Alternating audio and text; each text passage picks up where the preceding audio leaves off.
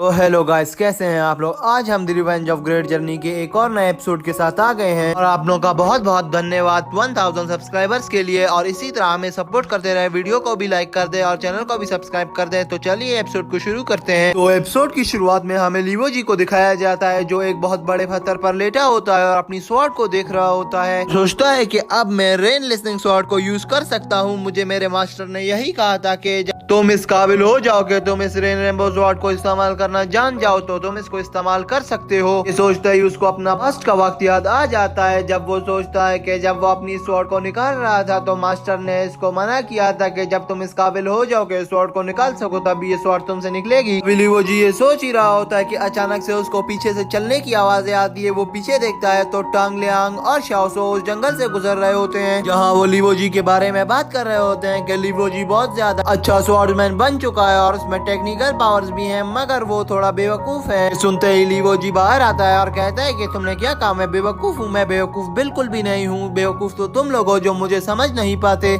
लीवो जी टांगलियांग से कहता है कि बड़े भाई अगर आप मुझसे लड़ना चाहते हैं तो आज लड़ते हैं। जहाँ टांगलियांग कहता है कि मैं तुमसे क्यों लड़ूंगा। तभी लीवो जी अपनी स्वॉर्ड निकालता है तो टांगलियांग उसकी स्वॉर्ड को अंदर कर देता है और कहता है कि बंद करो ये सब ड्रामा। मुझे पता चल गया है कि तुम एक पावरफुल स्वॉर्डमैन बन गए हो, अब ये बार बार नहीं दिखाओ। अगर लीवो जी यहाँ उसकी बात नहीं सुनता और फिर से उस पर अटैकिंग पोजीशन ले लेता है। शाओसो इन दोनों को देखकर बहुत ज्यादा इरिटेट हो गया था, वो वहाँ से निकल जाता है और साइड पर आ जाता है। तो अभी हम देखते हैं यहाँ एक अमेजिंग फाइट शुरू हो जाती है जहाँ टांगलियांग और लीवो जी एक दूसरे पर अटैक कर रहे होते हैं और अपने अटैक्स को आजमा रहे होते हैं कि किसका अटैक किस पर भारी पड़ेगा। लीवो जी के साथ साथ टांगलियांग भी इसको बहुत अच्छी टक्कर दे रहा होता है। देखते ही देखते ये फाइट फ्रेंडली फाइट से ज्यादा एक बड़ी फाइट होने वाली थी जिसमें उन्हों को भी काफी ज्यादा नुकसान उठाना पड़ता, मगर यहाँ पर लीवो जी का वार थोड़ा गलत हो जाता है, दरख्त पे लग जाता है जहाँ दरख्त से एक टावर नीचे गिरता है। टांगलियांग इसको अपने हाथ में पकड़ लेता है और कहता है कि ये था तुम्हारा वार। हमारे इस वार के बाद मैं तुम्हारे मास्टर को भी तुम्हारे इस वार का बताऊंगा कि तुम कैसा वार करते हो। तभी लीवो जी कहता है कि प्लीज टांगलियांग ब्रदर इसके बारे में मास्टर को कुछ भी नहीं बताना। कहते ही हम देखते हैं कि लीवो जी को अपने बचपन का सीन याद आ जाता है जहाँ उसकी सिस्टर जो अभी जो सिटी की डिसाइपल है वो उसके सर पर डंडा मार के कहती है कि जब भी तुम्हारे हाथ में कोई स्वॉर्ड हो उसको सीधी तरीके से पकड़ो, बल्कि उल्टी तरीके से नहीं, वो स्वॉर्ड तुम्हें ही लग जाएगी। वो उसको ये बातें सिखा रही होती है, तभी उसको वो सारी बातें याद आती हैं और वहाँ लीवो जी उसकी वो सारी बातें सुनकर रोने लग जाता है। लीवो जी की सिस्टर उसको चुप कराती है और कहती है कि प्लीज रोना बंद करो। अभी हम वापस प्रेजेंट के सीन में आते हैं जहाँ लीवो जी कहता है कि बड़ी बहन और वो मास्टर की आवाज में कोई ना कोई गड़बड़ है। मेरी बड़ी बहन की और उस मास्टर की आवाज थोड़ी थोड़ी सेम लगती है, मुझे पता नहीं क्यों। लीवो जी ये सोच ही रहा होता है कि पीछे से एक आवाज आती है, लीवो जी क्या हो गया, तुम किस होश में हो। लीवो जी कहता है कि क्या टांगलियांग क्या हो गया, तुम्हें इतनी भी क्या जल्दी है कि मुझे बार बार आवाजें दे रहे हो। लीवो जी उसको बताता है कि मेरी मास्टर मुझे हर दिन माउंटेन पर ट्रेनिंग कराती है, मगर उसके बाद वो गायब हो जाती है। अचानक वो कहाँ चली जाती है मैं इस बारे में सोच रहा था। और उसके बाद वो अपने खाने के वक्त में वापस आ जाती है। लीवो जी उनसे कहता है कि चलो वो बातें तो छोड़ो, उनका तो कोई मकसद नहीं है इस जगह पर बात करने का। मुझे ये बताओ कि तुम मुझे यहाँ पर क्यों ढूंढने आए थे। जहाँ शाओसो आगे बढ़ता है और टांगलियांग लीवो जी से कहता है कि कुछ वक्त पहले लियोंग किंगचेंग माउंटेन पर गए थे। लियोंग जो तुम्हारे अंकल हैं वो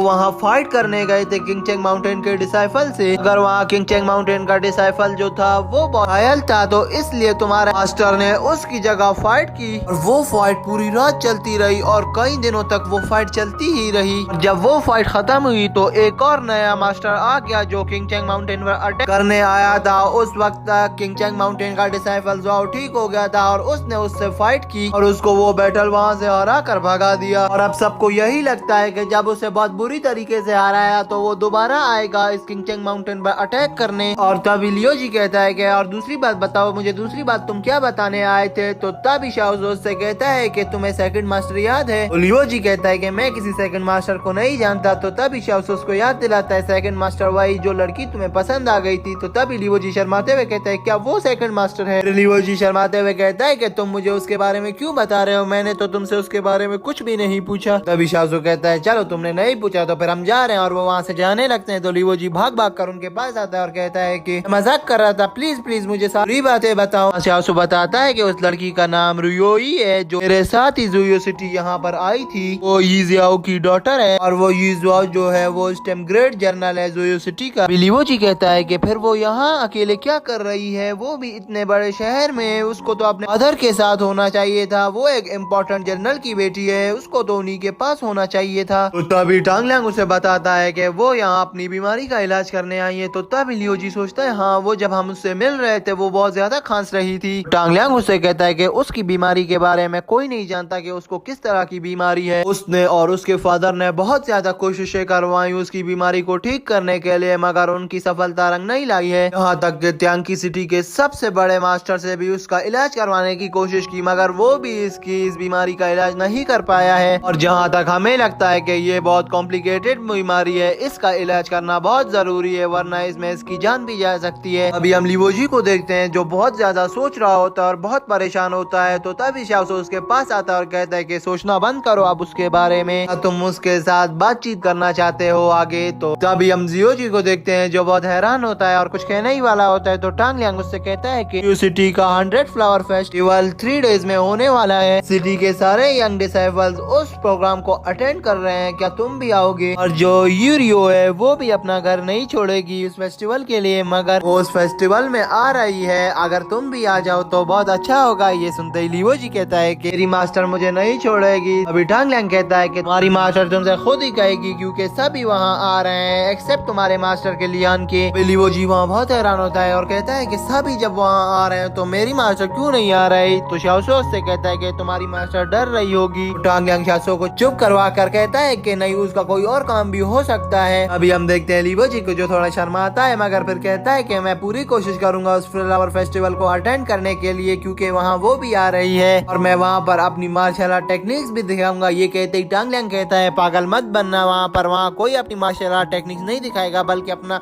एलिगेंस का एक्सपीरियंस करेंगे, क्योंकि वहाँ सारे यंग डिसाइपल आए होंगे। उनको एक्सपीरियंस कराने के लिए सारे बड़े डिसाइपल्स उनको कुछ टेक्निक्स सिखाएंगे और बताएंगे वहाँ तुम्हें अपनी मार्शल आर्ट यूज नहीं करनी। अभी लिवोजी कहता है ठीक है और सीन चेंज हो जाता है। नेक्स्ट सीन में हम देखते हैं कि हमें एक बर्फ से ढके पहाड़ों को दिखाया जाता है और उसके बाद हमें एक क्लैन के मेंशन को दिखाया जाता है, जिस मेंशन में क्लैन लीडर खड़ा होता है और उसके साथ उसके 2 वजीर खड़े होते हैं। जो वजीर कह रहे होते हैं कि आप हमें इंस्ट्रक्शंस दें, हम डुआ चैन के मेंबर्स को और उनके कॉमरेड्स को पकड़ लें। तभी वो लीडर कहता है कि नहीं, सिर्फ उनको खाली तुम लोगों ने चेस करना है। अभी वो वजीर कहता है कि जैसा आपका लीडर। वो वजीर फिर अपने लीडर से कहता है कि लीडर, मैं जब अपने ओल्ड क्लैन लीडर के साथ बैली में ट्रेवल कर रहा था तो तब हमने एक पोयम सुनी थी। पोयम का नाम था why due appears at night where the moon shines in the bright. हम देखते हैं कि वो लीडर कहता है हाँ, ये पोयम मैंने भी सुनी हुई है, इसका बहुत गहरा मतलब है, ये सिर्फ कोई ही जान सकता है। और वो वहाँ पर आपस में बातें करने लग जाते हैं। तभी हम उस वाइट हेड इमॉर्टल को देखते हैं, वो भी इन्हीं का क्लैन का मेंबर होता है, जहाँ वो लीडर अपने इन दोनों डिसाइपल्स को अपनी स्टोरी सुनाने लग जाता है। और स्टोरी सुनाते सुनाते वो आगे बढ़ता जाता है, जहाँ हम देखते हैं कि वो अपना किंग वाला एक ताज भी हटा लेता है, जहाँ हमें पता चल जाता है कि जो ये लीडर वो हर्टलेस है। तभी हमें पता चलता है कि हर्टलेस इस क्लैन का लीडर बन चुका है अब, और वो खुफिया तौर पर सब पर नजर रख रहा है कि लिवोजी, शाओसो, टांगलियांग ये सब क्या कर रहे हैं और कितना कामयाब हुए। हाँ, वो व्हाइट हेड इमॉर्टल उसको सारी खबरें दे रहा होता है और बताता है कि ये सब अब अच्छे अच्छे मकाम पर पहुंच चुके हैं लीडर। हाँ, हम देखते हैं कि हर्टलेस अपने कमरे में चला जाता है और व्हाइट हेड इमॉर्टल और साथ खड़ा वजीर आपस में बात कर रहे होते हैं, जहाँ व्हाइट हेड इमॉर्टल कहता है कि इससे पहले जो हमारा क्लैन लीडर था हर्टलेस से, उसके साथ मेरी फाइट भी हो चुकी है,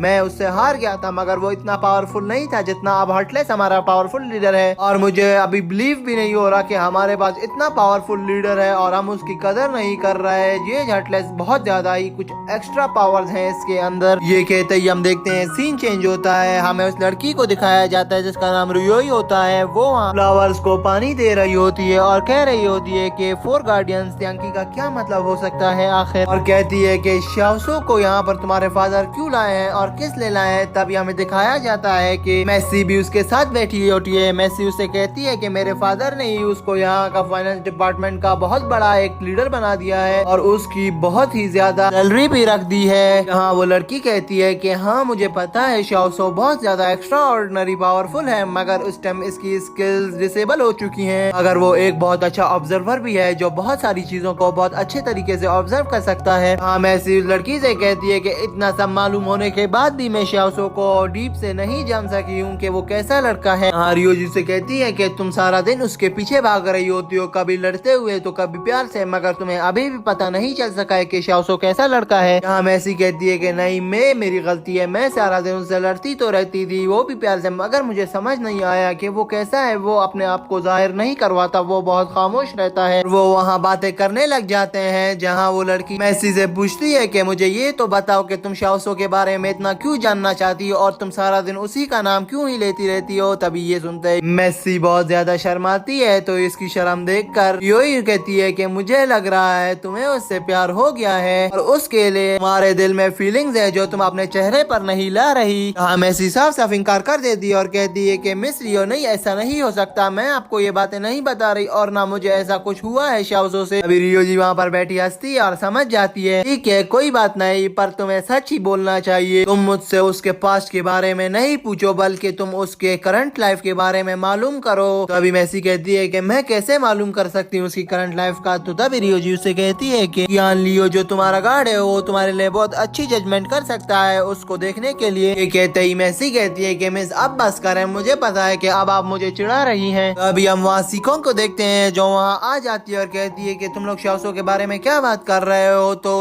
हम देखते हैं कि मेसी वहाँ से चली गई होती है और वहाँ पर रियो बैठी होती है। तो रियो से कहती है कि ऐसे ही ये थोड़ी पागल हो गई है, इसके दिल में उसके लिए फीलिंग्स है मगर बता नहीं रही। तो तभी कहती है अच्छा ठीक है, मुझे ये बताओ कि तुम शाओसो को कैसे जानती हो। तो वो लड़की कहती है कि वो मेरा एक बहुत ही अच्छा दोस्त रह चुका है। तो तभी रियो जी कहती है कि अच्छा। उसी को रियो जी से पूछती है कि अगर यही सवाल मैं तुमसे करूं कि तुम भी शाओसो को कैसे जानती हो। तो रियो जी उससे कहती है कि मेरे फादर ने उसको बहुत ज्यादा सपोर्ट की तभी वो जोयो सिटी तक आ पहुंचा है। और तभी हम देखते हैं कि वो वहाँ पर बातचीत करने लग जाते हैं और एपिसोड यहीं पर एंड हो जाता है। तो दोस्तों अगर आपको वीडियो अच्छी लगी हो तो प्लीज वीडियो को लाइक और चैनल को सब्सक्राइब कर दें और 1000 सब्सक्राइबर का बहुत बहुत शुक्रिया। इसी तरह हमें सपोर्ट करते रहें। बाय।